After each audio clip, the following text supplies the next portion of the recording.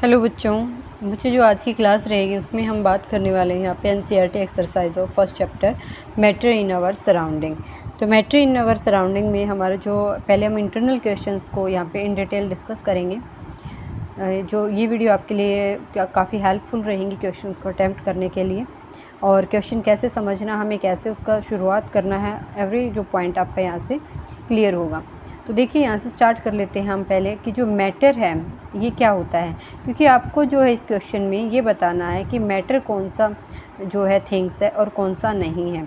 Which of the following are matter? Chair, air, love, smell, hate, almonds, thought, cold, cold drink, smell of perfume. यानी कि इनमें से जो भी हमें एग्जांपल दिए गए इनमें से कौन सा मैटर है और कौन सा नहीं है। तो आप जो 9th स्टैंडर्ड है उसके अकॉर्डिंग अगर आप मैटर को डिफ़ाइन करना चाहें तो मैटर क्या होगा? दोज सब्सटेंस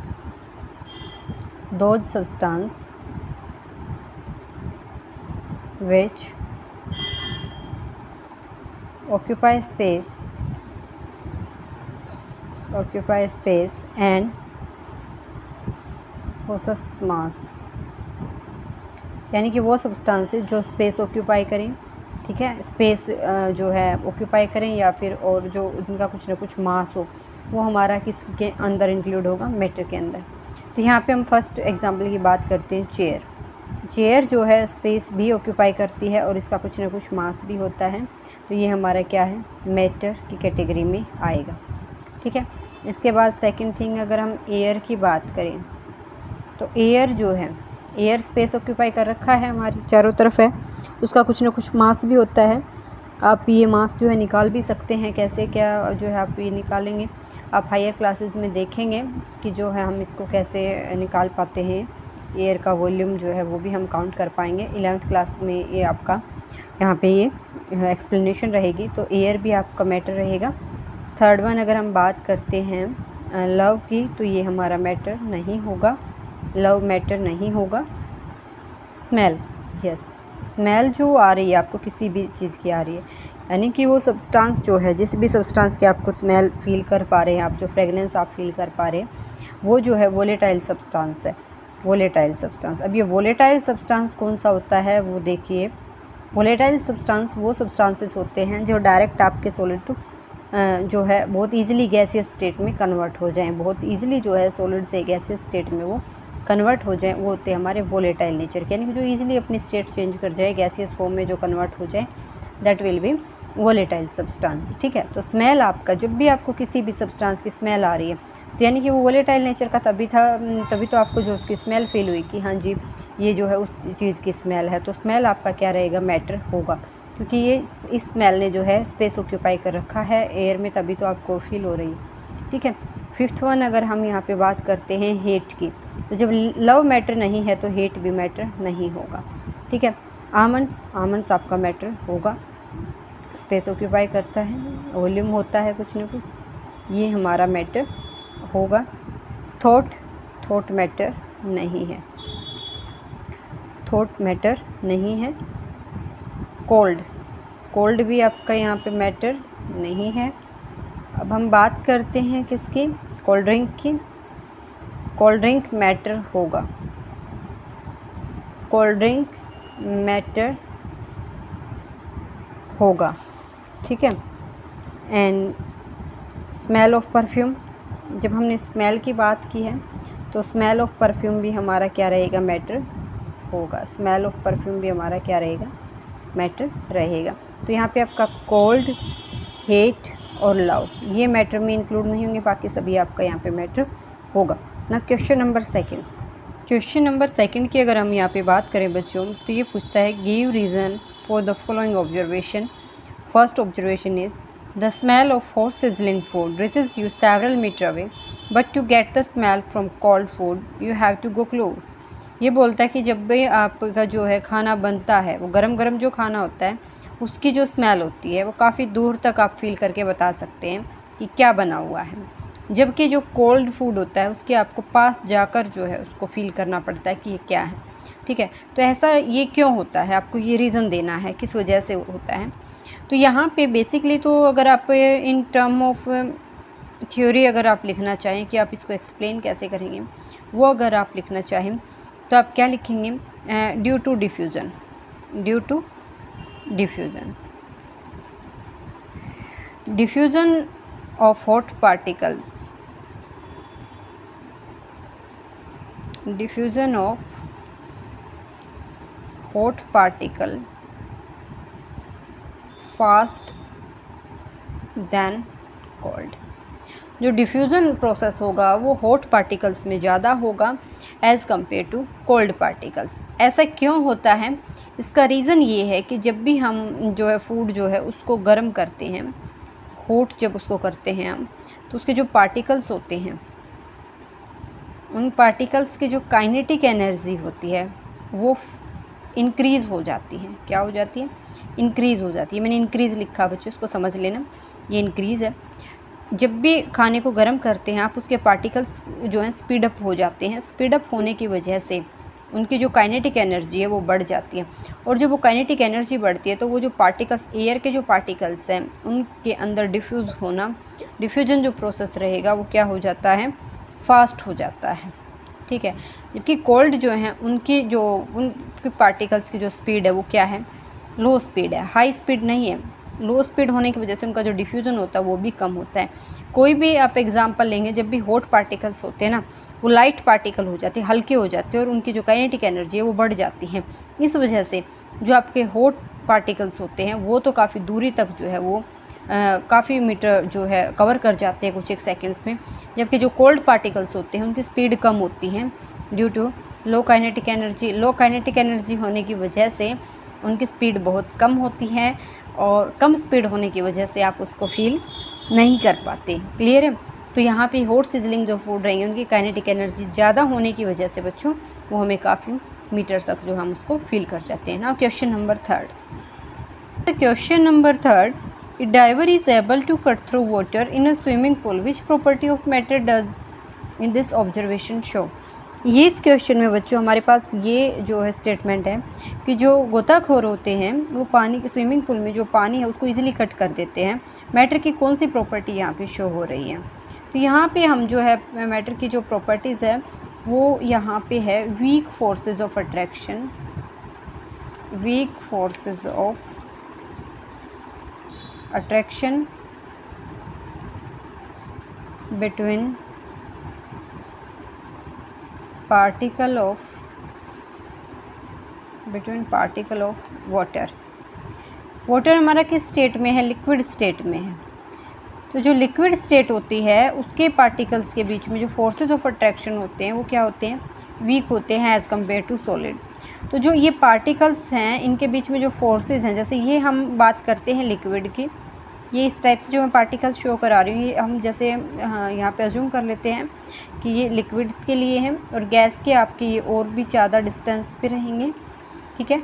और सॉलिड की अगर हम बात करते हैं तो वो और भी क्लोजली होते हैं। कुछ इस टाइप से जो है हमारे सॉलिड के पार्टिकल्स अरेंज होते हैं।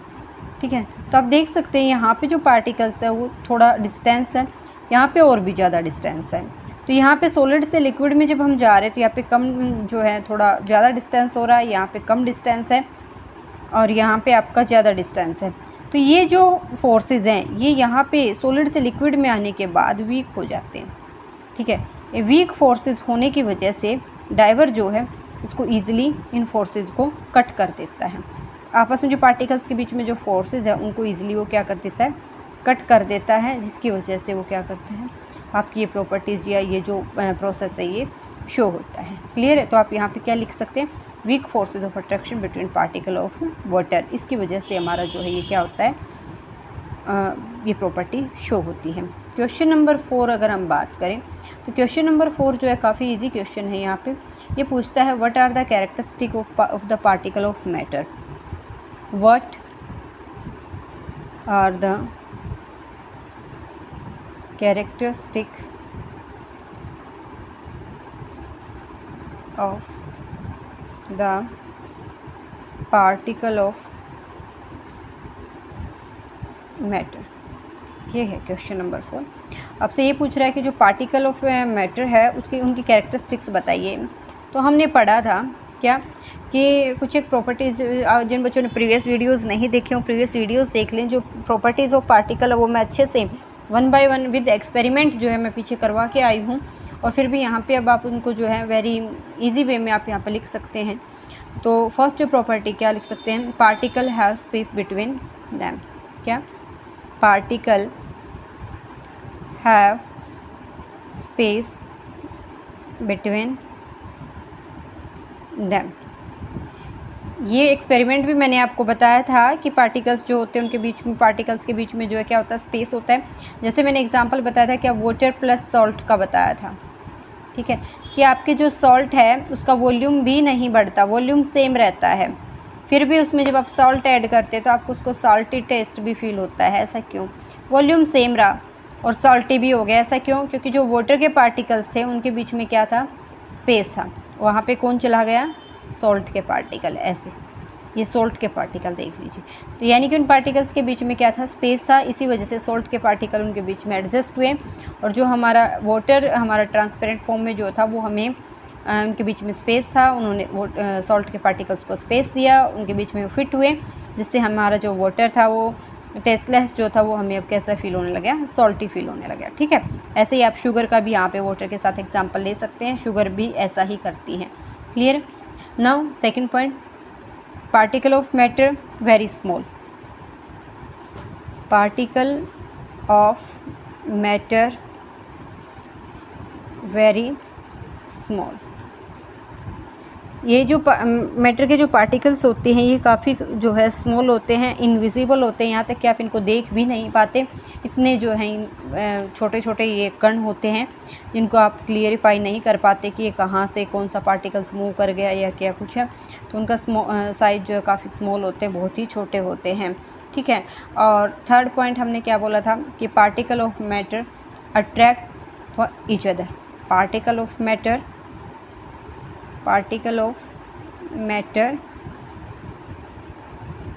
Attract each other.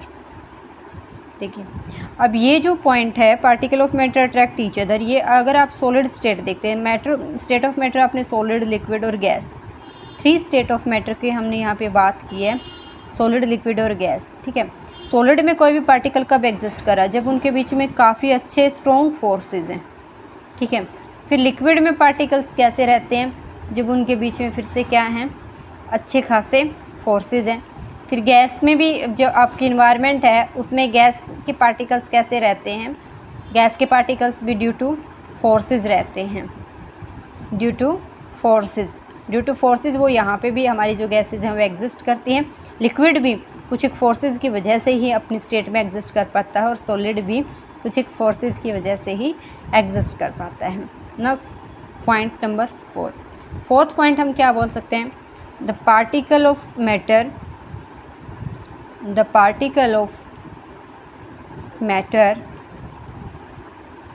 Constantly moving.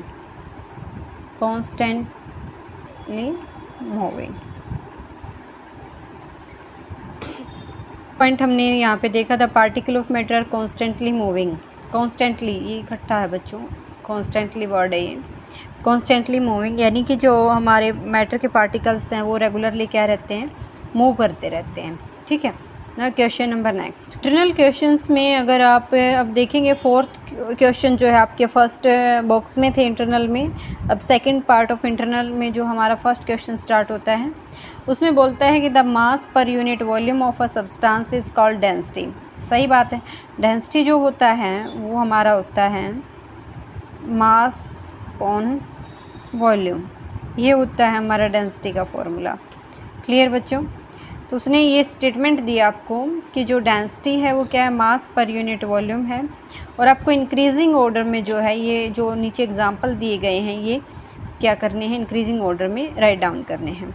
तो सबसे जो ज़्यादा डेंसिटी रहेगी वो आयरन की रहेगी। ठीक है, क्योंकि इसके पार्टिकल्स जो हैं सबसे ज़्यादा क्लोजली पैक्ड है, इसका मास भी यहाँ पे सबसे ज़्यादा हाई है, तो मास ज़्यादा होगा तो डेंसिटी भी ज़्यादा होगी। आयरन आपकी मेटल है, आयरन मेटल वैसे जनरली भी आपको पता है क्या होता है, उसकी डेंसिटी काफ़ी अच्छी खासी होती है। तो यहाँ पे जो आपका सबसे ज़्यादा जो डेंसिटी रहेगी वो आयरन की रहेगी। उसके बाद जो आएगा वो हमारा किसका आएगा, चॉक। ठीक है, उसके बाद आप यहाँ पे देख सकते हैं वाटर में के पार्टिकल्स भी ज़्यादा थिक नहीं हैं, हनी। इसके बाद आपका आएगा यहाँ पे हनी। इसके बाद आपका आएगा, ये भी हो गया, ये भी हो गया, ये भी हो गया। हाँ जी, इसके बाद आप वाटर ले लीजिए, वाटर। इसके बाद कॉटन। अब क्वेश्चन यहाँ पे थोड़ा प्रॉब्लम आएगी आपको कि कॉटन और वाटर में जो है कॉटन की ज़्यादा होनी चाहिए as compare to water. Cotton जो होता है ना वो फल पे होता है, ठीक है, ये थोड़ा फूला हुआ होता है। किसकी वजह से? इसके अंदर जो है गैसेज जो हैं वो पास की जाती हैं कॉटन के अंदर, जिसकी वजह से ये जो है इसकी डेंसिटी ज़्यादा नहीं होती। दिखने में लगता है कि हाँ इसकी डेंसिटी ज़्यादा होगी, बट एक्चुअली में इसकी डेंसिटी वाटर से भी कम होती है, ठीक है। इसके बाद आपका आ जाएगा, ये भी हो गया, वाटर भी हो गया, कॉटन भी हो गया। एग्जॉस्ट फ्रॉम चिमनी, इसमें जो है मैंने बहुत ज़्यादा पोल्यूशंस होता है, चिमनी के जो एग्जॉस्ट होता है कार्बन डाइऑक्साइड की अमाउंट बढ़ जाती है, तो यहाँ पे इसके बाद आएगा एग्जॉस्ट ऑफ चिमनी, ये आ जाएगा। एंड लास्ट वन जो रहेगा आपका, लास्ट वन आपका सबसे फाइनली क्या आएगा? एयर। क्लियर है? तो यहाँ पे जो है मैंने इस क्वेश्चन को कैसे अटैम्प्ट किया है, जितने ज़्यादा टाइटली पैक्ड पार्टिकल्स थे उसकी डेंसिटी सबसे ज़्यादा लिखी है मैंने, और जिनके पार्टिकल्स ज़्यादा लूजली बाउंड थे यानी कि डेंसिटी कम थी जिसके अंदर पार्टिकल्स की, वो हमारी सबसे लेस डेंसिटी रहेगा, यानी कि एयर के पार्टिकल सबसे ज़्यादा दूर होते हैं, ज़्यादा टाइटली पैक्ड नहीं होते, तो इसकी डेंसिटी भी क्या रहेगी? कम रहेगी। फिर इसके कंपेयर में अगर हम एग्जॉस्ट ऑफ चिमनी देखें तो इसमें कार्बन डाइऑक्साइड और अदर जो है sulphur dioxide, other many polluted gases की अमाउंट बढ़ जाती है, जिसकी वजह से इसके पार्टिकल्स थोड़ा क्लोजली आ जाते हैं, तो एयर की बजाय फिर इसकी डेंसिटी थोड़ी ज़्यादा हो जाती है। फिर कॉटन की ज़्यादा रहेगी, फिर वाटर की, फिर हनी, चॉक एंड आयरन। ना next one, now question number second, tabulate the difference of the 3 state of matter. तो आपको जो है 3 स्टेट ऑफ मैटर आपने इस चैप्टर में पढ़ी हैं, सॉलिड, लिक्विड एंड गैस। तीनों स्टेट्स के बीच में जो डिफरेंस रहेंगे वो टैबुलेट फॉर्म में लिखने हैं, यानी कि टेबल की फॉर्म में अरेंज करके लिखने हैं। ऐसे एक टेबल बनाएंगे आप, और ऐसे जो है इन तीनों के डिफरेंसेस आपको जो है यहाँ पे लिख देने हैं। यहाँ पे आप लिख सकते हैं solid state, there is a liquid and there is a gas. ऐसे टेबल की फॉर्म में आपको जो तीनों के डिफरेंस लिखने हैं। तो चलो कुछ एक डिफरेंस जो है हम यहाँ पे देख लेते हैं। तो सबसे पहले जो है हम एक अच्छा खासा डिफरेंस जो तीनों के बीच में है वो देखते हैं। First one is solid have fixed shape and fixed volume. Solid have fixed shape and fixed volume. Clear है बच्चों? लिक्विड की बात करें तो लिक्विड में क्या रहेगा? Liquid have fixed volume but not fixed shape. ये आप भी देख सकते हैं कि जैसे आपने फॉर एग्जांपल 1 लीटर वाटर ही ले लिया, ठीक है, 1 लीटर वाटर की हमने बात की, तो उस 1 लीटर वाटर को अगर आपने जग में डाला तो जग की शेप लेगा, बोतल में डाला बोतल की शेप लेगा, अगर आपने किसी अदर कंटेनर में डाला तो उसकी शेप लेगा। तो यानी कि जो लिक्विड्स होते हैं उनकी शेप क्या होती है? फिक्स नहीं होती, जबकि वॉल्यूम हमारा वही रहेगा, क्या? 1 लीटर ही, ठीक है। Gaseous have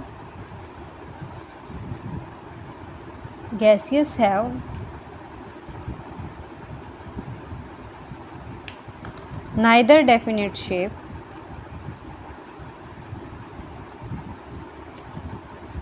nor definite volume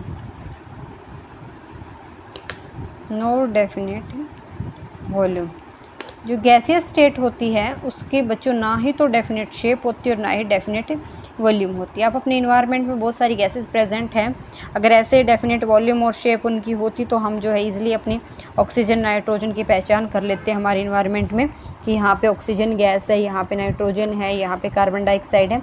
तो इनके जो शेप और वॉल्यूम है जो डेफिनेट नहीं होता गैसियस फॉर्म का, तो इसके लिए हम क्या लिखेंगे? Neither definite shape nor definite volume. Second point, solids जो होते हैं उनकी डेंसिटी हाई होती है, यानी कि हम इनको क्या बोल सकते हैं? ये हैवी होते हैं। सॉलिड्स हैव हाई डेंसिटी रहेगी, ठीक है। अगर हम लिक्विड्स की बात करें तो इनकी जो डेंसिटी रहेगी वो इन बिटवीन सॉलिड और गैसियस रहेगी। Second point, liquids have moderate density, moderate density लिख दीजिए आप यहाँ पे, moderate density. Clear?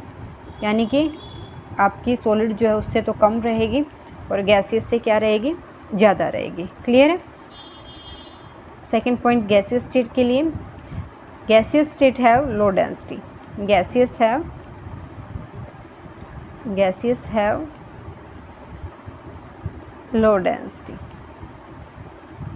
Okay, now third point अगर हम यहाँ पे देखें तो जो सॉलिड्स होते हैं that have strong forces of attraction between particles, क्या इनकी जो पार्टिकल्स होते हैं उनके बीच में क्या होते हैं, काफ़ी अच्छे फोर्सेस होते हैं। Solid have strong forces of attraction between particle, attraction between particles। अगर हम इसकी बात करें लिक्विड्स की, तो इनके जो फोर्सेस होते हैं वो मॉडरेटली लाई करते हैं गैसियस और सॉलिड स्टेट के बीच में। तो इसके जो फोर्सेस होते हैं लेस देन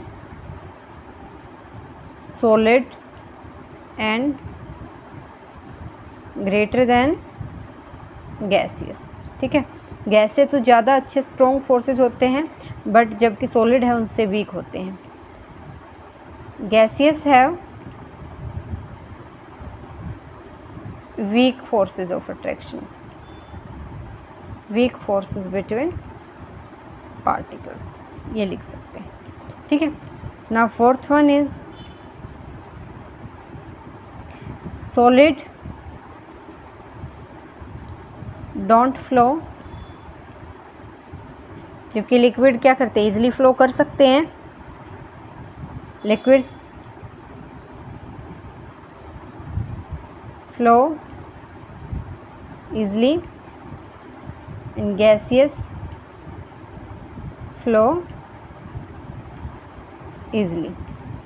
क्लियर? और भी बहुत सारे जो है यहाँ पे आप डिफरेंस दे सकते हैं। जो सॉलिड्स होते हैं उनको आप कंप्रेस नहीं कर सकते, जबकि लिक्विड को थोड़ा कंप्रेस कर सकते हैं और गैसेस को और भी ज़्यादा हम कंप्रेस कर सकते हैं। ठीक है, जो सॉलिड्स होते हैं आप अगर उसको किसी भी कंटेनर को पूरा भरना चाहें तो उससे सॉलिड से नहीं भर सकते आप, बट जबकि लिक्विड जो है वो भी कंटेनर को कम्प्लीटली फिल नहीं करेगा, क्योंकि जो गैसियस होते हैं वो पूरी तरह जो है हमारे कंटेनर को फिल कर देते हैं। क्लियर है? Now next part of second question. Next question जो रहेगा सेकंड का बी पार्ट है हमारे पास ये। इस क्वेश्चन में क्या है कि आपको कमेंट करना है इन कुछ एक पॉइंट्स पे, जैसे यहाँ पे आपको दिया rigidity, compressibility, fluidity, filling of a gas container, shape, kinetic energy and density. सबसे पहले चलो हम बात करते हैं रिजिडिटी पे।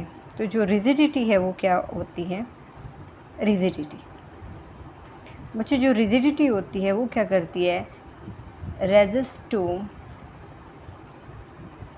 टू चेंज इन शेप, या हम क्या बोल सकते हैं, रेजिस्ट टू डिफॉर्मेशन। ठीक है, यानी कि ये क्या करता है, रोकता है स्टेट को चेंज करने से, शेप को चेंज करने से ये रोकेगा, रेजिस्ट करेगा। रेजिस्टेंस जो वर्क करता है ना, जैसे रेजिस्टेंस से ही रेजिस्ट वर्ड बना है, रेजिस्ट वर्ड से ही बना हुआ है। रेजिस्टेंस भी क्या करता है, इलेक्ट्रिसिटी को रोकता है ना, तो ऐसे ही क्या करेगा, जो रिजिडिटी प्रॉपर्टी वो क्या करती है, resist to change in shape, यानी कि वो जो हमारा सॉलिड स्टेट होता है उसकी शेप को चेंज नहीं होने देती ये property.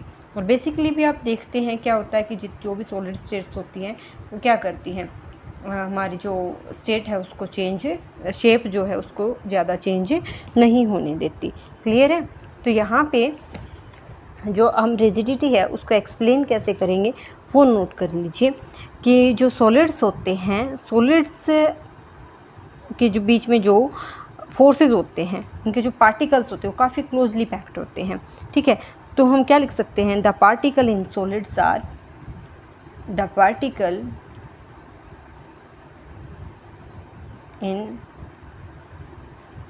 Solids are very closely. इसके पार्टिकल्स जो होते हैं वो क्या होते हैं, काफ़ी क्लोजली होते हैं उनके बीच में जो फोर्सेस होते हैं, there are very strong forces between particles. इसके जो पार्टिकल्स होते हैं उनके बीच में जो फोर्सेस होते हैं वो काफ़ी स्ट्रॉन्ग फोर्सेस होते हैं। क्लियर है? जिसकी वजह से क्या होता है, so solid possess high rigidity, so solid have high rigidity, high rigidity. देखिए बच्चों, जो फोर्सेस होते हैं ना इनके पार्टिकल्स के बीच में, जैसे ये पार्टिकल्स हैं, इनके बीच में जो है काफ़ी स्ट्रॉन्ग फोर्सेस है, क्लोजली पैक्ड होते हैं या एक दूसरे के काफ़ी नज़दीक जो है रहते हैं सॉलिड स्टेट के पार्टिकल। इनके बीच के जैसे ये दो पार्टिकल है, हमें इसको थोड़ा सा जैसे कि जूम करके आप किसी भी चीज़ को जब देखते हैं तो चलो हम सॉलिड के पार्टिकल्स को थोड़ा जूम कर लेते हैं। इनके बीच के जो ये फोर्सेस है ना इन दोनों पार्टिकल्स के बीच है, ये चेंज करना यहाँ से बहुत डिफ़िकल्ट है। यानी कि अगर आप इसको ब्रेक करना चाहें तो वो क्या है, डिफ़िकल्ट है सॉलिड स्टेट में। क्यों? क्योंकि इनके बीच के जो पार्टिकल्स होते हैं उनके बीच में बहुत ही स्ट्रॉन्ग ये फोर्सेस होते हैं, जिसकी वजह से इनको तोड़ना थोड़ा यहाँ से मुश्किल हो जाता है। तो जब इनको ही तोड़ना मुश्किल है, जब पार्टिकल्स को एक दूसरे से अलग करना ही मुश्किल है, तो क्या ये शेप चेंज कर पाएंगे? Not possible. तो इसमें जो रेजिस्ट करता है शेप को चेंज करने के लिए, वो किस वजह से होता है? क्योंकि जो सॉलिड के पार्टिकल्स होते हैं वो काफ़ी क्लोजली पैक्ड होते हैं और इनके बीच में जो फोर्सेस होते हैं वो क्या होते हैं, स्ट्रॉन्ग फोर्सेस होते हैं। Now next point is compressibility. Compressibility, अब कंप्रेसिबिलिटी जो है वो क्या करेगा, ये प्रॉपर्टी हमारी जो है एज ए फ्लूइड वर्क करेगी। ठीक है, फ्लूइड वर्क करेगी। कैसे? लिख लीजिए आप इसको, compressibility is the property of a fluid. Compressibility is a property of fluid। क्या हमारे जो सॉलिड है वो क्या हमारे फ्लूइड की तरह बिहेव करें, यानी कि वो फ्लो कर सकते थे? नहीं ना। तो यहाँ पे जो आपके सॉलिड होंगे उनके लिए नहीं होगी ये प्रॉपर्टी। क्यों? क्योंकि सॉलिड्स को आप क्या कंप्रेस नहीं कर सकते। ठीक है, तो क्या करेगा, कंप्रेस करने से आपका जो भी जैसे कोई भी स्टेट है, चाहे सॉलिड है, चाहे लिक्विड है या गैस है, उस पर जब आप कंप्रेस करेंगे, प्रेशर एक्सर्ट कर रहे हैं, उस पर फोर्स लगा रहे हैं, उस पर अगर उसका वॉल्यूम चेंज होता है, if change in volume, if change in volume when apply force, when apply force, और क्या लिख सकते हैं हम, प्रेशर भी लिख सकते हैं आप इसको, when apply force and pressure, if change in volume when apply force and pressure called compressible। तो अब जब भी आप किसी भी सॉलिड को अगर देखेंगे तो वो क्या होगा, वो अपनी शेप को चेंज नहीं करेगा। ठीक है, यानी कि वो अपना वॉल्यूम उस डिक्रीज़ नहीं करेगा। अगर वॉल्यूम डिक्रीज़ नहीं होगा तो जो कंप्रेसिबिलिटी फैक्टर है वो भी वहाँ पे वर्क नहीं करेगा। क्लियर है? तो जो कंप्रेसिबिलिटी फैक्टर है वो आपको किस में देखने को मिलता है, थोड़ा बहुत तो लिक्विड में देखने को मिलता है, बट मैक्सिमम जो है आपको गैसेस फॉर्म में देखने को मिलता है। यहाँ पे आप लिख दीजिए एक्सेप्ट सॉलिड, सॉलिड में नहीं दिखेगा ये। ठीक है, इनमें दिखेगा। Next one, next point is fluidity. Fluidity, fluidity तो होता ही क्या है, जो इजीली फ्लो हो जाए। क्या हो जाए? जो इजीली फ्लो हो जाए। दो सब्सटेंसेस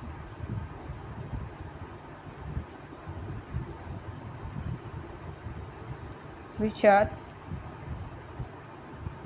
easily flow, वो सब्सटेंसेस जो इजीली फ्लो हो जाते हैं, उन सब्सटेंसेस, वो जो सब्सटेंसेस होते हैं वो कौन सी प्रॉपर्टी शो करेंगे, हमारी फ्लूइडिटी प्रॉपर्टीज़ को शो करेंगे। गैसेस और जो लिक्विड्स होते हैं वो इस प्रॉपर्टी को शो करते हैं। Gases and liquids, gases and liquid show fluidity. क्यों शो करते हैं गैसेस और लिक्विड फ्लूइडिटी? क्योंकि बच्चे उनके जो फोर्सेस होते हैं पार्टिकल्स के, उनके वीक होते हैं, उनके पार्टिकल्स जो होते हैं एक दूसरे से दूर होते हैं, जो ईजिली जो है मूव कर जाते हैं, उनके बीच में जो स्पेस होता है। जैसे देखो मैं ये बात कर रही हूँ यहाँ पे सॉलिड के पार्टिकल्स की। ठीक है, सॉलिड के पार्टिकल्स बिल्कुल यूँ टाइटली पैक्ड है, जबकि जो गैस के लिक्विड के पार्टिकल वो थोड़े ऐसे हैं, ठीक है। और गैस के जो पार्टिकल्स हैं वो यूँ हैं। तो ये क्या हुआ, जब ये पार्टिकल जो है ईजिली इधर से यहाँ तक मूव कर सकता है, यानी फ्लो कर गया, ये यहाँ से यहाँ भी मूव कर सकता है, फ्लो कर गया, ये यहाँ से यहाँ भी मूव कर सकता है। बट यहाँ पे देखिए एक पार्टिकल एक दूसरे से बिल्कुल सटा हुआ है, जिसकी वजह से ये फ्लो करेगा ही नहीं। गैस के तो और भी ज़्यादा स्पेस है, आपको और भी ज़्यादा फ्लूइडिटी का प्रोसेस दिखाई देता है। देखिए काफ़ी स्पेस है। तो यहाँ पे आप देख सकते हैं इनके बीच में जो फोर्सेज है ना, वो इसके पीछे जो है इसका मेन जो है फोर्स, ड्राइविंग फोर्स जो रहेगा वो इसका क्या रहेगा, फ्लूइडिटी प्रॉपर्टी का इनके बीच के फोर्सेज ही रहेंगे। क्योंकि जहाँ पे स्ट्रॉन्ग फोर्सेज होगा वहाँ पे एक पार्टिकल को फ्लो करने की जगह ही नहीं है, जबकि लिक्विड में थोड़ा है और गैसेस में और भी ज़्यादा है। क्लियर है। Now next property, filling gas container की अगर हम बात करें तो जो गैस के पार्टिकल्स होते हैं वो जो है कम्प्लीटली फिल्ड कर देते हैं। Gaseous particles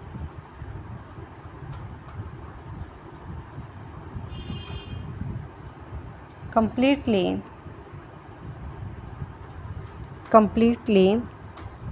fill the container due to less forces between particles and high kinetic energy. क्या है बच्चों कि जो गैसियस के पार्टिकल्स होते हैं वो एक दूसरे से काफ़ी दूर होते हैं, इनके बीच में जो फोर्सेस होते हैं वो क्या होते हैं, काफ़ी वीक फोर्सेस होते हैं। ये वीक फोर्सेस होने की वजह से इनके बीच में जो स्पेस है ये यहाँ पे इजीली मूव कर जाते हैं। स्पेस ज़्यादा होने की वजह से इनकी काइनेटिक एनर्जी भी ज़्यादा होती है, हाई काइनेटिक एनर्जी होती है। तो और पार्टिकल का जो मैंने बताया कि इनका साइज़ जो काफ़ी स्मॉल होते हैं, काफ़ी स्मॉल साइज़ होने की वजह से और स्पेस जो है यहाँ पे ज़्यादा होने की वजह से इनकी हाई काइनेटिक एनर्जी जो है ये कंटेनर में, जैसे कोई भी कंटेनर आपने रखा, इनकी काइनेटिक एनर्जी हाई है, साइज़ काफ़ी स्मॉल है, तो ये इधर से उधर कहीं पे भी रैंडमली मूव कर जाते हैं। तो जो गैस के पार्टिकल्स होते हैं वो कम्प्लीटली जो कंटेनर है उसको फिल कर देंगे, जबकि जो लिक्विड है, जैसे अगर हम वाटर की बात करें, वाटर जो है, अब देखने को तो आप क्या कहेंगे कि हमने वाटर अगर किसी कंटेनर में फिल किया तो पूरा भर गया, बट एक्चुअली में जब आप उसमें सॉल्ट भी ऐड कर दीजिए, चलो देखो हम एग्जांपल ले लेते हैं, अगर आप यहाँ पे सॉल्ट भी ऐड कर देते हैं तो वाटर का जो लेवल है वो तो नहीं बढ़ा। जैसे आपने ये ग्लास लिए, ठीक है, वाटर यहाँ तक था, आपने इसमें सॉल्ट ऐड कर दिया, तब भी लेवल यहीं तक रहा, वो नहीं बढ़ा। पर जो आपका वो सॉल्ट है वो तो उसके अंदर डिज़ोल्व हो गया, ठीक है। तो यानी कि उसके वाटर जो था उसके बीच में क्या था, स्पेस था, उस स्पेस में कौन चला गया, सॉल्ट चला गया। तो वाटर ने तो कंप्लीट कंटेनर को फिल नहीं कर रखा था, जबकि जो गैस के पार्टिकल्स होते हैं वो क्या कर देते हैं, हमारे जो कंटेनर है उसको कम्प्लीटली फिल कर देते हैं। और सॉलिड में तो आपने जो भी, जैसे ये बाउल ली, इस बाउल में आपने क्या किया, ये कोई सॉलिड सब्सटेंस रखा, ये यहीं बॉटम में ही पड़ा रहेगा, ये पूरे कंटेनर को फिल नहीं करेगा, क्योंकि इनके पार्टिकल्स के बीच में तो और भी ज़्यादा high strong forces of attraction है, जिसकी वजह से ये रैंडमली मूव कर ही नहीं सकते। और ये जब रैंडमली मूव नहीं कर सकते तो जो वैकेंट स्पेस है वो यूँ का यूँ पड़ा रहेगा। तो यहाँ पर जो है आपको और भी कम जो ये प्रॉपर्टी देखने को मिलेगी। तो जो फिलिंग गैस कंटेनर की बात करें तो गैस के पार्टिकल्स जो है वो कम्प्लीटली कंटेनर को फिल कर सकते हैं, लिक्विड और सॉलिड्स के नहीं करेंगे, उनके बीच में फिर भी स्पेस रह जाएगा। क्लियर है। Next one is shape. अब देखो बच्चों, अभी बताया था मैंने आपको रिजिडिटी के उस प्रॉपर्टी के वे में हमने आपको बताया था कि चेंज इन स्पेस हमारी रिजिडिटी होती है कि तो जो हमारे शेप होती है वो क्या है कि कोई भी एक्सटर्नल अपीयरेंस है किसी भी सब्जेक्ट की, ठीक है, वो क्या बोलते हैं हम उसको, उसकी शेप बोलते हैं। किसी सॉलिड की शेप जो है आपको एज अ स्फीयर दिखाई देगी, किसी की आपको जो है स्क्वायर दिखाई देती है, किसी की रेक्टेंगुलर दिखाई देती है। यानी कि हर एक जो है सॉलिड जो स्टेट्स होती हैं उनकी आप इजीली शेप बता सकते हैं। क्या हम लिक्विड की शेप बता पाएंगे? नहीं। क्या हम गैसियस की शेप बता पाएंगे? नहीं बता पाते, ठीक है। तो जो देखो आपने पॉइंट लिखा था क्या, fix shape and fix volume जो लिखा था हमने सॉलिड स्टेट में, तो जो सॉलिड्स होते हैं ना उनमें क्या होता है, due to strong forces of attraction, due to strong forces of attraction they exist in a particular shape, ये देखिए स्ट्रॉन्ग फोर्सेस होने की वजह से ये जो है किसी पर्टिकुलर शेप में एग्जिस्ट कर जाते हैं। सॉलिड स्टेट की अगर आप बात करें तो जैसे क्यूबिकल फॉर्म में मिल जाए, आपको क्यूब में मिल जाए, रेक्टेंगुलर में मिल जाए, ठीक है, स्क्वायर में मिल जाए, ये सब आपकी जो है कोई भी शेप आपको सॉलिड में मिल जाती है। किसकी वजह से मिल जाती है? Due to strong forces of attraction की वजह से मिल जाती है, ठीक है। और ये काफ़ी क्लोजली पैक्ड होती हैं इसकी वजह से, जबकि जो लिक्विड्स होते हैं उनकी फिक्स शेप नहीं होती, गैसियस की भी नहीं होती। लिक्विड्स में क्या होता है? वीक फोर्सेस होते हैं। देखिए पार्टिकल्स के बीच में क्या होते हैं? वीक फोर्सेस होते हैं। अब देखिए यहाँ पे देखो एक अच्छा एग्जांपल लेते हैं।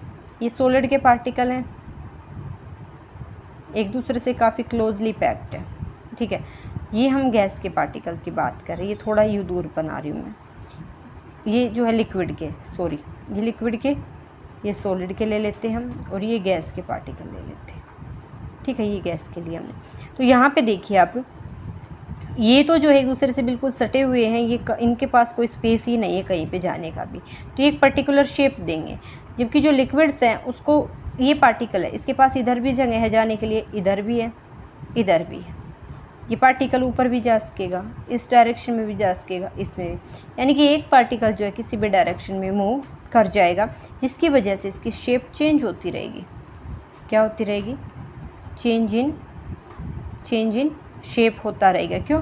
ड्यू टू स्पेस, इनके बीच में जो पार्टिकल्स के बीच में स्पेस आ गया ना, इसकी वजह से इसकी जो शेप है वो चेंज होती रहेगी। और गैसेस का तो हाल ही बुरा है भाई, गैस के पास तो और भी काफ़ी सारा स्पेस है, इसकी तो ईजिली आपके कंप्रेसिबिलिटी फैक्टर आप देख सकते हैं, रेगुलरली शेप चेंज कर सकते हैं। क्लियर? तो जो फिक्स शेप मिलेगी वो आपको किसकी मिलेगी? ओनली सॉलिड्स की हमें देखने को मिलेगी। Now kinetic energy, kinetic energy देखो बच्चों, काइनेटिक एनर्जी क्या होती है? बेसिकली ये हमारी स्पीड ही होती है, ठीक है। वेलोसिटी भी हम इसको बोल सकते हैं। वेलोसिटी, स्पीड वही होता है। पार्टिकल जब मूवमेंट में होता है तो हमारी क्या होती है? काइनेटिक एनर्जी होती है। तो अगर हम काइनेटिक एनर्जी की बात करें तो वो क्या, किसकी हाई मिलेगी आपको? गैसियस की हाई मिलेगी। क्यों? क्योंकि उनके बीच में क्या होता है?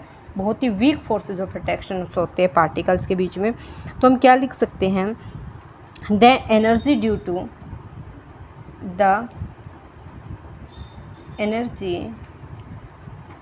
Due to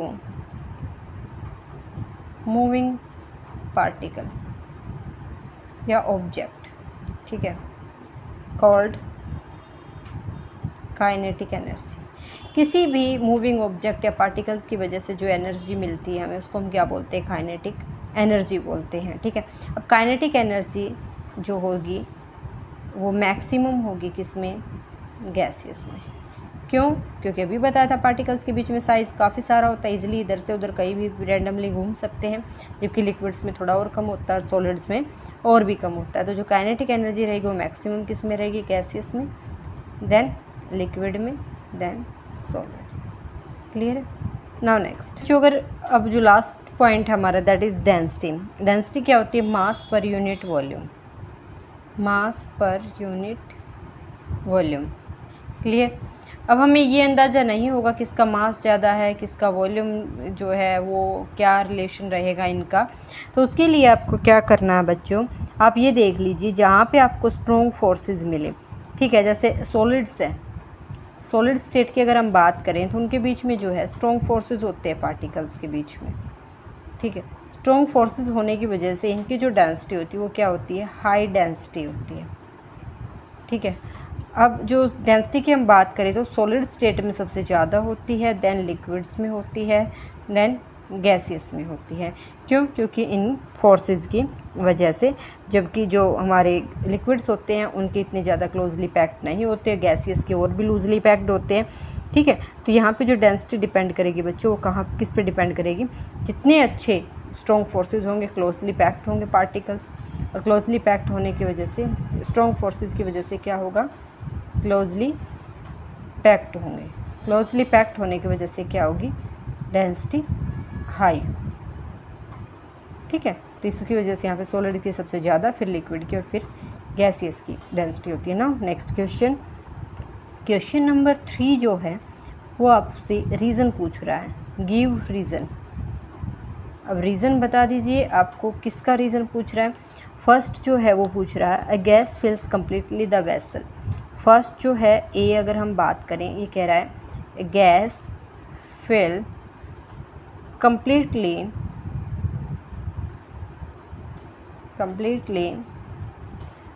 the vessel in which it is kept। तो इसका रीज़न हम क्या देंगे बच्चों। इसका रीज़न वही तो अभी मैंने बताया था आपको, गैस के पार्टिकल्स जो होते हैं वो लूजली बॉन्डेड होते हैं। The gaseous particle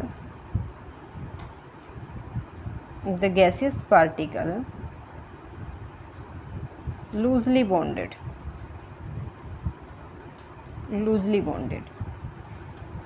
because of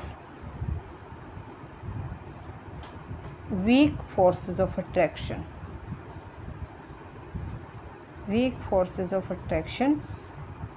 between particles, so they have high kinetic energy. Clear. इनके जो पार्टिकल्स होते हैं गैसियस स्टेट के, वो लूजली बॉन्डेड होते हैं। किस वजह से लूजली बॉन्डेड होते हैं? ड्यू टू वीक फोर्सेस की वजह से। ठीक है, इसकी वजह से हमारे इसकी काइनेटिक एनर्जी बढ़ जाती है, जिससे ये पूरे जो कंटेनर है उसको फिल कर जाते हैं। Clear. Now next one, B part में क्या बोलता है, a gas exert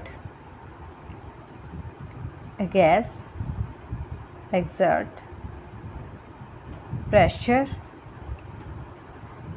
on the walls of the container। काफ़ी अच्छा क्वेश्चन है और इंटरेस्टिंग भी। ठीक है, इसका रीज़न दीजिए, ये ऐसा क्यों करता है। देखो बच्चों, क्या हुआ, ये आपका कोई भी कंटेनर है। ठीक है, इस कंटेनर में क्या है, गैस के पार्टिकल हैं। मैंने अभी बताया था गैस के पार्टिकल्स हाई काइनेटिक एनर्जी से मूव करते हैं। ठीक है, ये गैस के पार्टिकल है, ये मूव कर रहे हैं काफ़ी हाई स्पीड से। ठीक है, तो क्या होता है, जब वो टकराएंगे इस वॉल के साथ, किसी भी कंटेनर के वॉल के साथ, तो उस पर फोर्स एक्सर्ट करेंगे। अगर काइनेटिक एनर्जी है तो यानी कि वो क्या कर रहा है, फोर्स एक्सर्ट करेगा ना। जैसे कोई भी पार्टिकल इधर से भागा भागा आ रहा है और यहाँ पे आके उस पर टच हो रहा है, तो यहाँ पे वो फोर्स तो लगाएगा ना। फोर्स लगाएगा तो यानी उस पर क्या एक्सर्ट कर रहा है, प्रेशर एक्सर्ट कर रहा है। ठीक है, जैसे अगर आप जो है आप क्या करें, भागकर वॉल से अपना सिर मार दें तो क्या होगा क्या, ब्लीडिंग होगी, फूट जाएगा आपका, चोट लग जाएगी आपको। तो क्या हुआ, आपकी काइनेटिक एनर्जी हाई थी, आपने प्रेशराइज किया। अब चलो देखो, अगर ये वॉल ना लेकर आप कोई स्मूथ सरफेस ले लीजिए जो कंप्रेस हो सकता हो, गैस फिलिंग हो, कोई भी ऐसा सरफेस है जिसके अंदर आपने गैस को फिल कर रखा है। ठीक है, और आप इस पर मूव करते हुए आ रहे हो और इस पर जो है यहाँ पे एकदम से टकराते हैं, तो क्या होगा, इसका सरफेस जो अंदर की तरफ धंस जाएगा थोड़ा। ठीक है, यानी कि आपने क्या एक्सर्ट किया, वहाँ पे प्रेशर एक्सर्ट किया है। क्लियर हो रहा है। तो हम यहाँ पे क्या लिख सकते हैं कि जो हाई काइनेटिक एनर्जी है उसकी वजह से हमारा क्या हुआ है, यहाँ पे प्रेशर एक्सर्ट हुआ है पार्टिकल्स का। जो मूविंग पार्टिकल्स होते हैं वो स्पीड में हर डायरेक्शन में मूव करेंगे और मूव करने से वो क्या एक्सर्ट करेंगे, प्रेशर एक्सर्ट करेंगे। ठीक है, तो हम क्या बोल सकते हैं, moving particle have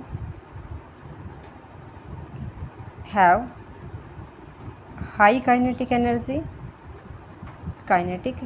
energy due to this energy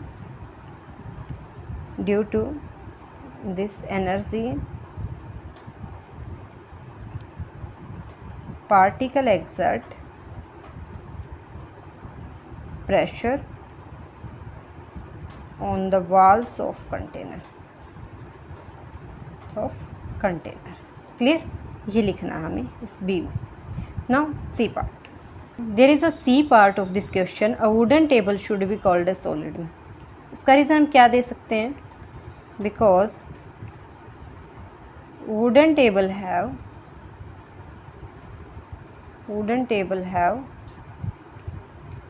definite shape and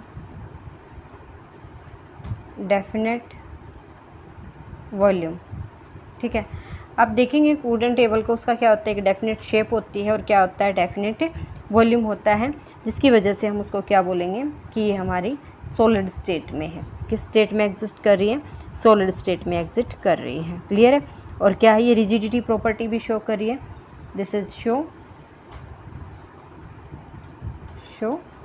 rigidity. इसकी वजह से भी हम इसको क्या बोल सकते हैं कि ये हमारी क्या है? सॉलिड स्टेट है। Clear? Now D part of this question, D part of this question,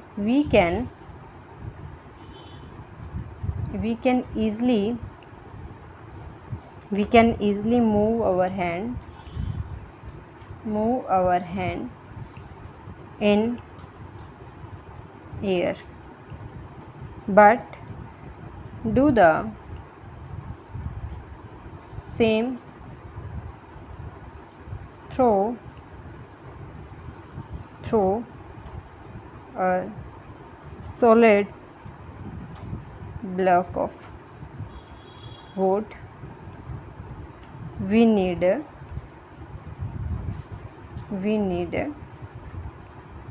karate expert. देखो बच्चों, काफ़ी अच्छा क्वेश्चन है। इसने ये पूछा कि जो एयर है उसके अंदर हम अपने हैंड को इजीली जो है मूव कर सकते हैं, जबकि सॉलिड में नहीं कर सकते। सॉलिड के अंदर हाथ को मूव कराने के लिए हमें किसी कराटे एक्सपर्ट्स की ज़रूरत पड़ती है। ऐसा क्यों? वही बात आता है बच्चों, क्या कि जो गैस के पार्टिकल्स होते हैं उनके बीच में काफ़ी सारा स्पेस है, जिसके अंदर से आपका हाथ ईजिली मूव कर जाता है। फोर्सेस भी कैसे हैं? वीक है। जबकि जो सॉलिड के पार्टिकल, आप जब भी अपने हाथ को उस पर टच करेंगे तो आगे आपको क्या मिलेंगे? बहुत सारे पार्टिकल्स मिलेंगे। जब आप इनमें से हाथ को निकालने की कोशिश करेंगे तो नहीं निकलेगा, पॉसिबल ही नहीं है। जबकि गैस के पार्टिकल्स के बीच में काफ़ी सारा स्पेस है, उनके जो है हाई काइनेटिक एनर्जी है, स्पेस काफ़ी है, तो आपको ईजिली स्पेस मिल जाता है आपके हाथ को वहाँ पे एग्जिट करने के लिए। क्लियर है? तो हम इसको कैसे लिखेंगे? आप यहाँ पे लिख सकते हैं क्या? Air particle are as far as apart. क्या होते हैं? वो एक दूसरे से काफ़ी दूर होते हैं। ठीक है, फर्स्ट पॉइंट तो हमारा ये, जिसकी वजह से उनके बीच में क्या होता है?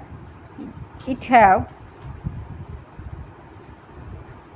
Very weak forces of attraction. इनके बीच में जो फोर्सेस होते हैं वो क्या होते हैं? काफ़ी वीक होते हैं। ठीक है, अगर हम सॉलिड की बात करें तो सॉलिड ब्लॉक्स जो होते हैं उनके बीच में जो फोर्सेस होते हैं वो क्या होते हैं? स्ट्रॉन्ग फोर्सेस होते हैं। In solid state particle very closely packed and strong forces of attraction between particles। Clear? ये डिफरेंस है दोनों के बीच में। यहाँ पे फोर्सेस भी काफ़ी स्ट्रॉन्ग होते हैं, पार्टिकल भी काफ़ी क्लोजली पैक्ड होते हैं, जिसकी वजह से हम यहाँ पे अपने हैंड को उसमें से मूव नहीं करा सकते, जबकि गैस में हम करा सकते हैं। नाउ नेक्स्ट क्वेश्चन जो है बच्चों वो क्या है कि लिक्विड जो जनरली है have lower density as compared to solid, but you must have observed that ice floats on water. Find out why। ये था कि जो सॉलिड्स हैं उनकी जो है हाई डेंसिटी होती है, वो वाटर के अंदर जो है डूब जाने चाहिए, बट यहाँ पे आप देखते होंगे कि आइस जो है वो वाटर के ऊपर फ्लोट करती रहती है। ऐसा क्यों?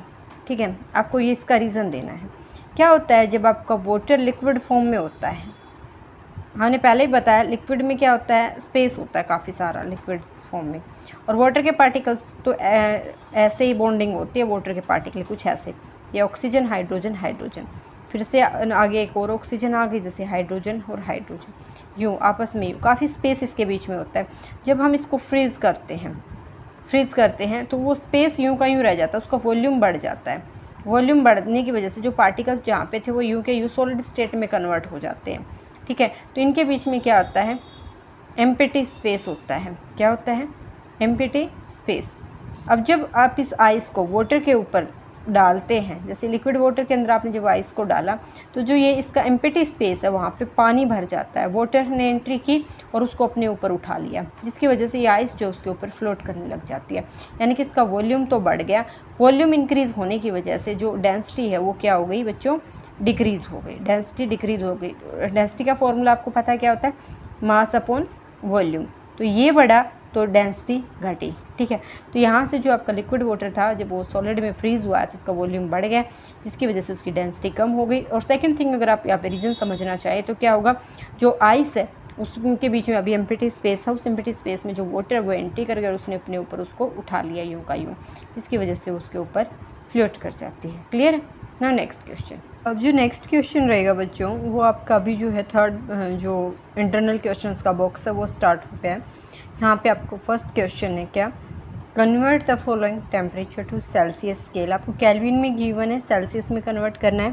तो इसके लिए फॉर्मूला है क्या, temperature on Kelvin scale, temperature on Kelvin scale is equal to temperature on Celsius scale,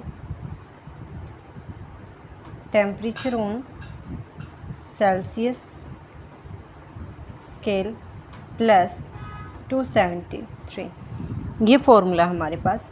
अगर आप जो डिग्री सेल्सियस में गिवन है उसमें 273 ऐड कर देते तो केल्विन में कन्वर्ट हो जाता है। हमें यहाँ पे क्या दिया है, ये गिवन डेटा है हमारे पास 300 केल्विन। 300 केल्विन अगर गिवन है ये आपको निकालना है प्लस 273। ठीक है, तो हम क्या करेंगे, इसको इधर लेके जाएंगे, ये केल्विन में है, ये केल्विन के लिए है, ये उधर जाएगा तो हमारा क्या होगा 300 minus 273 is equal to x. जो भी आंसर आया, कितना आया यहाँ से हमारा है 27 डिग्री सेल्सियस। कितना आया बच्चों 27। ठीक है, आप देख सकते हैं यहाँ पे 10,3,7,9,7,2 27 डिग्री सेल्सियस ये आंसर रहेगा आपका यहाँ पे। अब हम बात करते हैं इसके सेकंड पार्ट की। ये ए पार्ट था, हम बी पार्ट को अगर देखें तो वही 573 केल्विन गिवन है, आपको ये निकालना है x प्लस 273। इसमें से 573 में से हम माइनस करेंगे 273, आपका x आएगा, यानी कि कितने डिग्री सेल्सियस आ गया बच्चों 300 डिग्री सेल्सियस। ये आंसर रहेंगे आपके। ठीक है ना। Question number second, question number second of this part. The second question, what is the physical state of water at 250 degree Celsius and 100 degree Celsius. तो बच्चों देखो, जो बॉइलिंग पॉइंट ऑफ वाटर होता है, बॉइलिंग पॉइंट ऑफ वाटर, वो अगर हम बात करें तो बॉइलिंग पॉइंट ऑफ वाटर होता है 100 डिग्री सेल्सियस, यानी कि 100 डिग्री सेल्सियस पे हमारा जो लिक्विड वाटर होता है वो गैसियस में कन्वर्ट होना स्टार्ट हो जाता है। ठीक है, यानी कि उसकी स्टेट जो है लिक्विड से गैसियस में कन्वर्ट होती रहती है 100 डिग्री सेल्सियस पे। तो यहाँ पे तो हमें दिया है 250 डिग्री सेल्सियस, यानी कि इससे भी 150 डिग्री सेल्सियस ज़्यादा। तो ए का जो आंसर रहेगा वो हमारा क्या रहेगा, ओनली गैसियस स्टेट ही तो प्रेजेंट होगी। 250 डिग्री सेल्सियस की बात कर रही हूँ बच्चों मैं, 100 डिग्री सेल्सियस से बहुत ज़्यादा है ये। और अगर बी की बात करें तो 100 डिग्री सेल्सियस पे हमारा लिक्विड और गैसियस दोनों ही एग्जिट करती हैं, लिक्विड और गैसियस। 100 डिग्री सेल्सियस पे हमारा वाटर जो है बॉईल होना स्टार्ट होता है, वो उसका बॉइलिंग पॉइंट है। तो यहाँ पे हमारा वाटर जो है लिक्विड में भी और गैसियस में भी दोनों में ही यहाँ पे एग्जिट करता है, जबकि 250 डिग्री सेल्सियस पे only gaseous state of water ही हमें मिलेगी। Question number third, question number third अगर हम बच्चों यहाँ पे देखते हैं, for any substance why does the temperature remains constant during the change of state. तो इसका अगर आप सीधा डायरेक्ट आंसर लिखें तो इसका आंसर हो जाएगा due to latent heat, due to latent heat. कोई भी स्टेट जब चेंज हो रही है और वो टेम्परेचर अगर कांस्टेंट हो गया फिर भी वो स्टेट चेंज हो रही है, तो किसकी वजह से हुई है, लेटेंट हीट की वजह से। जैसे आपने क्या किया, वाटर आइस बाहर निकाली फ्रिज से, ठीक है, आपने इसको रूम टेम्परेचर पे रख दिया, रूम टेम्परेचर पे आपने इसको रख दिया, तो क्या होता है कुछ टाइम के बाद जो ये लिक्विड में कन्वर्ट होगी। बट जब हम टेम्परेचर थर्मामीटर से अगर हम टेम्परेचर देखें वहीं इस लिक्विड का वहीं आइस का है, टेम्परेचर हमारा क्या मिला, कांस्टेंट मिला। जब टेम्परेचर कांस्टेंट मिला जबकि स्टेट यहाँ पे दोनों डिफरेंट है, आइस हमारी सॉलिड स्टेट में है, लिक्विड हमारी वाटर जो है वो हमारा लिक्विड में है, तो ये दोनों स्टेट तो चेंज हो गई बट टेम्परेचर कांस्टेंट हुआ है। किसकी वजह से, ड्यू टू लेटेंट हीट। इसकी लेटेंट हीट की वजह से क्या होता है, no change in kinetic energy, no change in kinetic energy of particles. अभी तक जो काइनेटिक एनर्जी है पार्टिकल्स की वो चेंज नहीं हुई है, और वही इसी की वजह से क्या हुआ है, no change in temperature, no change in temperature. Clear. जब तक काइनेटिक एनर्जी चेंज नहीं होगी पार्टिकल की तो टेम्परेचर में भी चेंज नहीं आएगा। किसकी वजह से हुआ बच्चों यहाँ पे? ड्यू टू लेटेंट हीट ना। Question number 4। क्वेश्चन जो है हमारा वो क्या है कि एक मेथड आपको ऐसा बताना है जो एटमॉस्फेरिक गैसेस को लिक्विड से गैस में कन्वर्ट, गैसेस जो एटमॉस्फेरिक गैसेस उनको लिक्विड्स में कन्वर्ट कर सके। तो क्या इसका आंसर आप दे सकते हैं? By applying pressure. By applying pressure. Clear है बच्चों?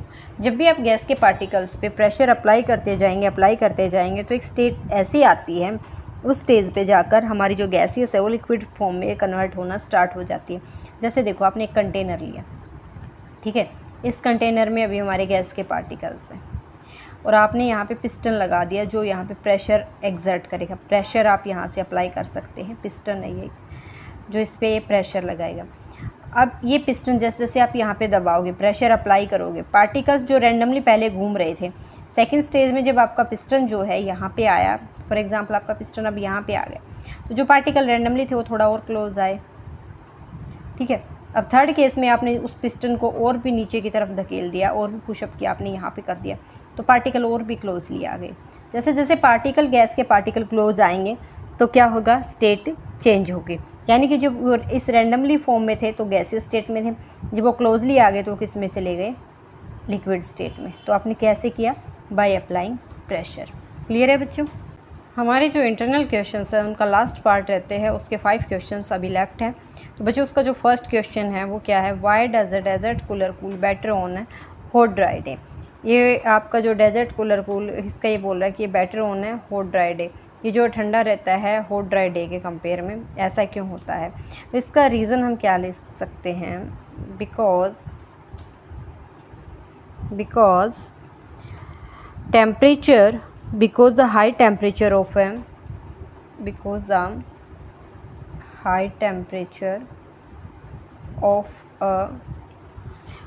a hot day increase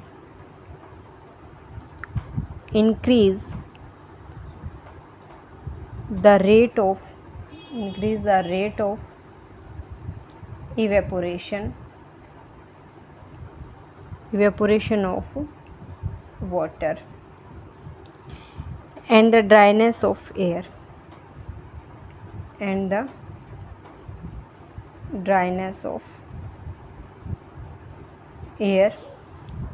means कि जो हमारी एयर की ह्यूमिडिटी है वो क्या हो गई? लो ह्यूमिडिटी हो गई एयर में, है ना, क्योंकि उसने जो इवेपोरेट हो गया, लो ह्यूमिडिटी हुई एयर के अंदर। Also increase the rate of evaporation of water and due to increase the rate of evaporation of water, जो यहाँ पे इवेपोरेशन इंक्रीज हुआ ना, उसकी वजह से इस कंप्लीट प्रोसेस होता है। Due to increase rate of evaporation, desert cooler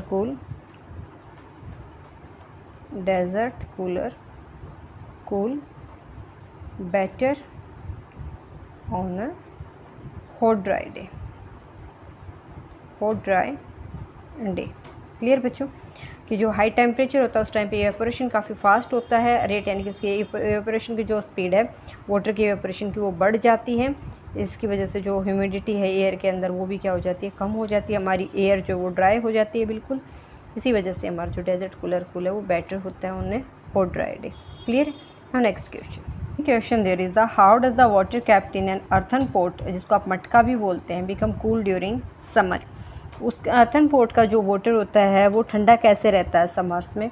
तो इसका जो रीज़न है इसके पीछे का, उसका रीज़न ये है, due to evaporation and absorption of latent heat,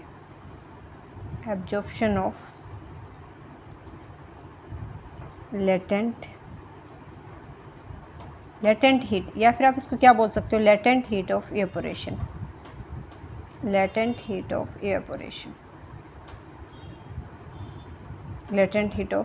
evaporation ये बोल सकते हैं बच्चों हम इसको। क्या होता है, जो अर्थन पोट होता है उसमें बहुत सारे स्मॉल पोर्सेज होते हैं। अर्थन पोट में एक्सट्रीमली स्मॉल पोर्सेज होते हैं, अर्थन पोट के अंदर। उसके अंदर से रेगुलरली क्या होगा? जब समर होती है उस टाइम पे रेगुलरली क्या होता है, इवेपोरेशन होता है, और जो इवेपोरेटेड पार्टिकल्स होते हैं ये क्या करते हैं, उस वाटर की जो लेटेंट हीट होती है उसको एब्जॉर्ब किए रखते हैं, ठीक है।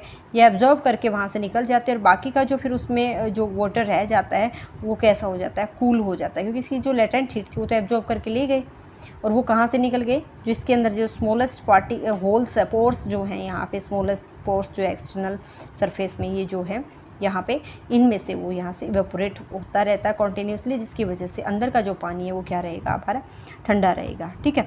तो आप इसको कैसे लिख सकते हो, यहाँ पे अगर एक ही लाइन में आप आंसर देना चाहें तो वो भी ठीक है, आप ऐसे लिख सकते हैं, लेटेंट हीट ऑफ इवेपोरेशन की वजह से ऐसा होता है कि, और इसमें जो एक्सट्रीमली स्मॉल पोर्सेस होते हैं उनके थ्रू हमारा ये कम्प्लीटली जो है प्रोसेस यहाँ पे कंप्लीट होता है। क्लियर है।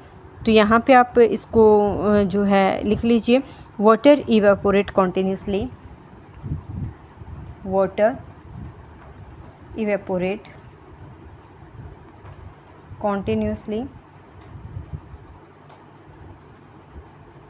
continuously water evaporate continuously by taking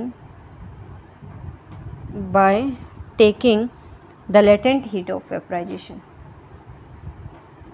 the latent heat of vaporization, latent heat of vaporization from the earthen pot, and remaining water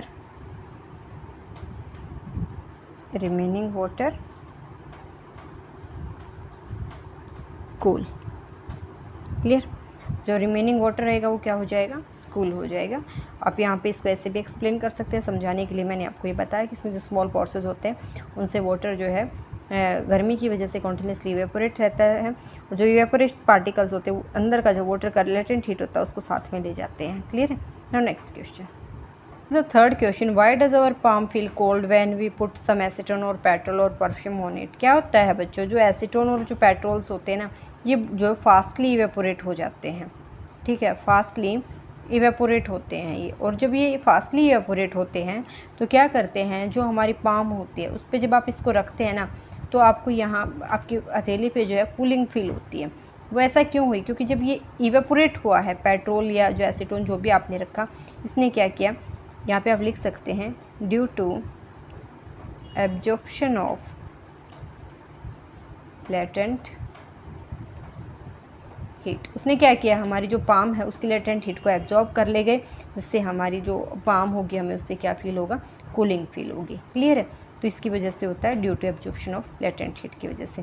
now question number 4, next question जो है, why are we able to sip hot tea और milk faster from a saucer than a cup. इसका reason क्या है, इसका reason आप एक ही line में लिख सकते हैं, due to large surface area of saucer, large surface area of saucer then cup। क्या होगा बच्चों, जैसे अगर आपके पास एक सरफेस एरिया ये हो गया, एक आपके पास ये है, कहाँ से इवेपोरेशन फास्ट होगा, यहाँ से फास्ट होगा।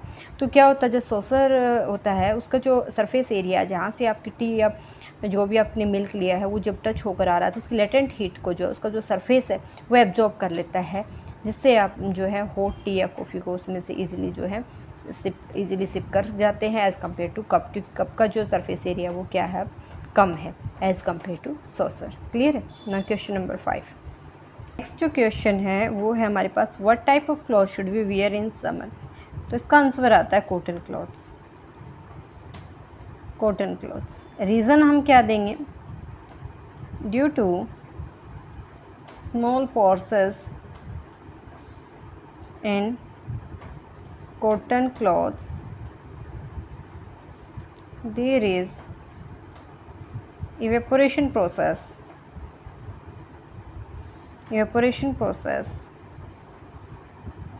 fast by evaporation absorption of latent heat of body।